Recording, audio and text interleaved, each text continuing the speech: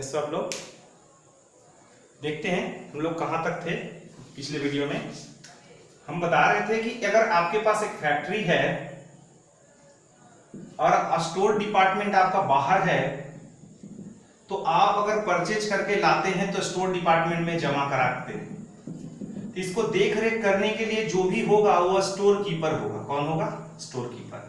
Store keeper का काम क्या है कि बाहर से जितना भी परचेज करके आया है उसका सारा रिकॉर्ड रखना। रिकॉर्ड कैसे रखेगा? जो बिल आएगा, बिल को यानी गुड्स को रिसीव करेगा,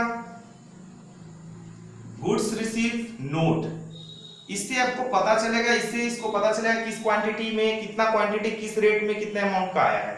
तो इसका काम है रिसिप्ट को देखना, रिसिप्ट कितना किया गया है और यहां से कितना इशू किया गया है उसको रिकॉर्ड करना, और प्लस में स्टोर डिपार्टमेंट में कितना अभी बैलेंस बच गया है। ये तीन काम इसका है, रिसिप्ट, इशू एंड बैलेंस। ठीक है, इस तीनों काम करने के लिए स्टोर कीपर एक बुक मेंटेन करता है, एक खाता मेंटेन करता है जिसमें तीनों चीज लिखता है, रिसिप्ट को भी लिखता है, इशू को भी लिखता है और बैलेंस लिखता है। ये आप नॉर्मली काम है, आप अपने अपने बिजनेस के अंदर में जैसे समझने के लिए स्टोर कीपर का क्या काम है बहुत सिंपल ही है। आप खुद समझ सकते हो कि स्टोर कीपर क्या करता होगा।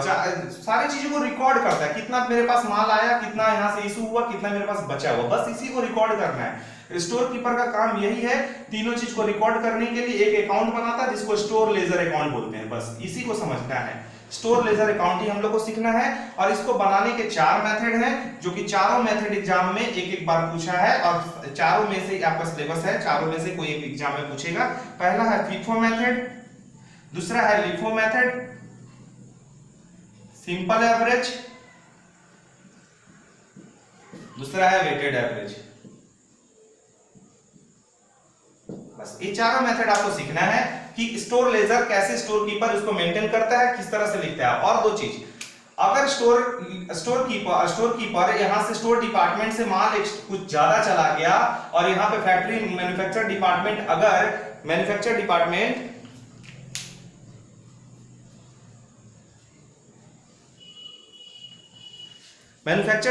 अगर यहां से 15 पीस का 20 पीस मंगाया था, अगर 15 पीस ही उसका काम हुआ, 5 पीस बच गया तो ये 5 पीस इसको रिटर्न कर सकता है। जब ये रिटर्न करेगा तो स्टोर डिपार्टमेंट का जो स्टोर कीपर है वो रिटर्न वाले को कहां लिखेगा? सोचो, इसके पास माल बढ़ा कि नहीं? माल बढ़ा, वहां से यहां आया, इसका मतलब माल बढ़ा मतलब क्या? रिसीव किया तो रिसीप्ट में लिखेगा, रिटर्न होगा तो रिसीप्ट में लिखेगा। अगर यहाँ पे गोडाउन में माल शॉर्ट हो गया, पहले से माल शॉर्ट हो गया तो ये क्या चीज में दिखाएगा? इसका मतलब मेरा नुकसान हुआ या भीग गया, बारिश में भीग गया, जो कुछ भी है, चूहा खा गया, जो कुछ भी शॉर्टेज हो गया तो शॉर्टेज होने के बाद वो क्या करेगा? शॉर्टेज होने के बाद वो इशू में दिखाएगा, मेरा नुकसान हुआ है, इशू कर दिया हम इशू में, तो रिटर्न होगा। तो यहाँ इस तरह से ट्रांसफर भी होता है। अगर मान इसको 5 बच गया तो यहाँ पे 3 डिपार्टमेंट है, A B C, manufacturing department C है, इसके पास 5 पीस बच गया तो क्या रिटर्न करने आएगा? नहीं, रिटर्न करके इसको पहले बोलेगा कि बगल वाले डिपार्टमेंट में 5 पीस लगेगा, बगल वाले मशीन के पास 5 पीस लगेगा, मैं उसको दे दूं। तो अगर दे देने का है तो इसको पहले इन्फॉर्म करेगा तब ही देगा। तो इसी तरह से हम लोग का सेल्स स्टोर लेजर अकाउंट जो मेंटेन करना है, हम लोग को बनाना है और सीखना है चैप्टर 1 में। वही FIFO, LIFO, simple average, weighted average से सीखना है कैसे स्टोर लेजर बनता है, उसमें रिसीप्ट, इशू और बैलेंस को कैसे रिकॉर्ड करता है स्टोर कीपर। बस ये नॉर्मली है और ज्यादा कुछ नहीं है। अब चलेंगे हम लोग फीफो मेथड कैसे इसको रिकॉर्ड करेंगे, फीफो मेथड से और लिफो मेथड से। सिंपल, पहले इसको देख लेते हैं फीफो मेथड। इसका मतलब है first in first out, LIFO last in first out. सबसे पहले इसको समझते हैं एक सम्स के जरिए।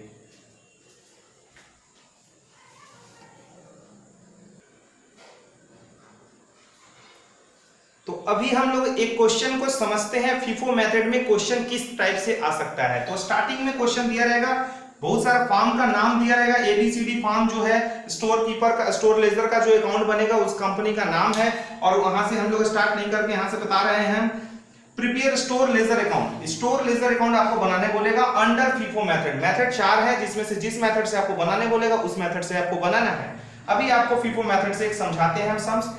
सबसे पहले 2014 का बात है, जनवरी महीने का बात है। 1 तारीख के दिन store ledger account store department में पहले से ही स्टॉक, ओपनिंग स्टॉक 2000 यूनिट पेटी पड़ा हुआ था, 2000 यूनिट पड़ा हुआ था, वो 4 रुपए के रेट का पड़ा हुआ था।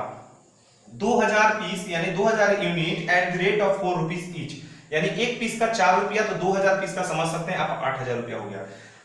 जनवरी 10 तारीख को आपने क्या किया, गोडाउन में से आपने इशू कर दिया। गोडाउन से आपका स्टोर डिपार्टमेंट है, स्टोर डिपार्टमेंट से आप फैक्ट्री में भेजे हो, फैक्ट्री में भेजे हो तो फैक्ट्री में इशू किया है आपने। कितना किया, 2000 पीस था, 2000 में से आपने कितना इशू किया, पहला 10 तारीख को दिन 1500 आपने इशू कर दिया।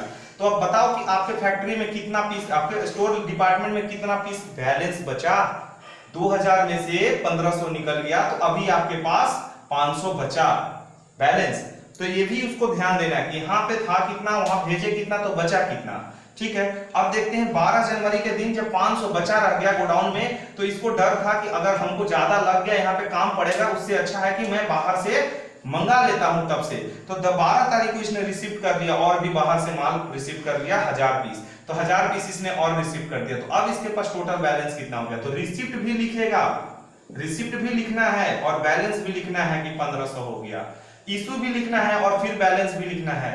रिसिप्ट हो तब भी रिसिप्ट लिख करके बैलेंस, और इशू हो तो भी बैलेंस लिखना है।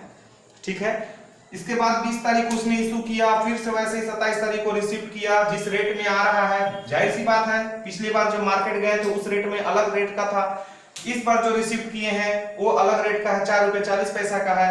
फिर से जब 27 तारीख को हम रिसिप्ट किए हैं तो 1508 4 रुपए 80 पैसे का है। इस तरह से हमारा क्वेश्चन दिया रहेगा, उसको हम लोग को फीफो मेथड से फॉर्मेट पे बनाना पड़ेगा। फॉर्मेट जो होगा वो स्टोर लेजर अकाउंट का होगा, फॉर्मेट लिफो का और फीफो का और सबका एक ही जैसा होता है, बस समझाते हैं फॉर्मेट कैसे बनता है। क्वेश्चन इसी टाइप से रहेगा, समझ में आ रहा है, देखते हैं आगे।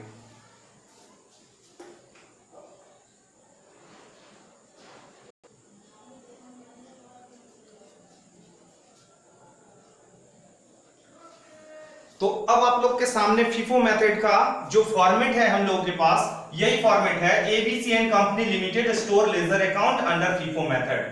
हम लोग को सिंपल सी बनाना है, डेट इधर बना देना है और इधर रिमार्क कॉलम बना देना है। बाकी जो बीच में जगह बचेगा वो 3 चीज के लिए, एक रिसिप्ट के लिए, एक इशू के लिए और एक बैलेंस के लिए। यही समझना है हम लोगों को। रिसिप्ट में, इशू में और बैलेंस में हम लोग का 3 कॉलम तो कंपलसरी है, एक क्वांटिटी लिखने के लिए, एक क्वांटिटी लिखने के लिए, एक रेट लिखने के लिए और एक अमाउंट लिखने के लिए। उससे पहले भी इसमें एक गुड्स रिसीव नोट बोल करके जीआरएन नंबर आता है और इसमें एक एसआरएन नंबर आता है, बाद बाकी इसमें नहीं आता। इसमें वही quantity, rate and amount, quantity, rate and amount, यही तीनों इसमें भी आता है, इसमें भी आता है, इसमें भी, बस इसमें एक एक्स्ट्रा आता है एसआरएन और इसमें जीआरएन। और इधर डेट हो गया, उधर रिमार्क कॉलम। रिमार्क कॉलम में दिखाना है कि ओपनिंग बैलेंस ये है और लास्ट में जो हमारा बचेगा रिमार्क कॉलम में लिख देना वैल्यू ऑफ क्लोजिंग स्टॉक। यही हमारा फॉर्मेट है। अब हम लोग को इसको फॉर्मेट को जल्दी से ठीक कर लेते हैं, इसके बाद इसमें हम लोग सवाल को प्रिपेयर करते हैं। हाँ, तो देखते हैं इसको हम लोग। रिसिप्ट में 3 होते हैं जो कि क्वांटिटी, रेट और अमाउंट, और इसमें भी इशू में क्वांटिटी, रेट और अमाउंट, और बैलेंस में भी क्वांटिटी, रेट और अमाउंट लिखते हैं। लेकिन रिसिप्ट में एक हम लोग को जो गुड्स रिसीव करते हैं परचेज करते वक्त, परचेज करके लाते हैं तो उसको गुड्स रिसीव नोट बोलते हैं, जीआरएन नंबर। और इसमें इशू जो करते हैं हम लोग कंपनी में अपना भेजते हैं तो वहां पे एसआरएन नंबर बोलते हैं, स्टोर रिजिक्यूशन नोट्स। ठीक है, तो यहां पर भी